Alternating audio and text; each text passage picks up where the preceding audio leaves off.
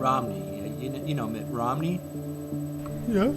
Well, he took his dog and put the dog on top of the car Yeah. and took him on vacation.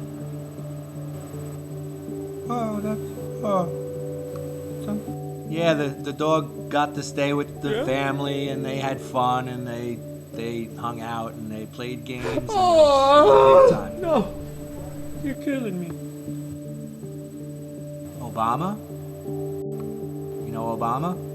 He took his dog, and they boiled him and put him on top of rice and ate him.